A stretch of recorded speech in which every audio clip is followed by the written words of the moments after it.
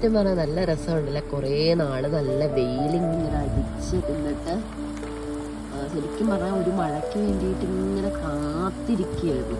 ഞാനിങ്ങനെ ഫാനിട്ട് കിടക്കുമ്പോഴാണ് നല്ല ഇടി കുടുങ്ങുന്ന ശബ്ദവും കേൾക്കാൻ നല്ല രസമല്ലേ. ശരിക്കും ഇങ്ങനെ നമ്മൾ ശരിക്കും നല്ല ചൂടുള്ള സമയത്ത് നമ്മളിങ്ങനെ ഓർത്തിരിക്കുമ്പോൾ ഇടി വെട്ടി ആ ഇടിയുടെ കുടുക്കവും മഴയുടെ ആ ഒരു എരപ്പും വെയിലുള്ള മണ്ണിനകത്ത് ആ മഴ പെയ്യുമ്പോൾ ആ ഒരു പുതു മണ്ണിന്റെ മഴയുടെ ഒക്കെ ആ ഒരു മണവും അടിപൊളിയാണല്ലേ.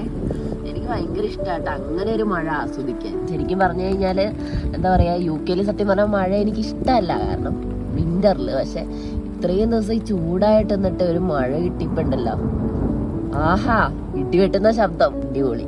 ആ അടിപൊളിയുടെ ഇടയ്ക്ക് നമ്മുടെ ലൈഫിൽ ഇങ്ങനെ കുറച്ച് സന്ദർഭം ഉണ്ടാവില്ലേ, ലൈഫ് ഡ്രൈ ആയിട്ടിരിക്കുക, ഒരു അനക്കമില്ല, കുറെ എന്തൊക്കെയോ നമ്മൾ സ്വപ്നം കണ്ടിട്ട് അതൊന്നും നടന്നില്ല.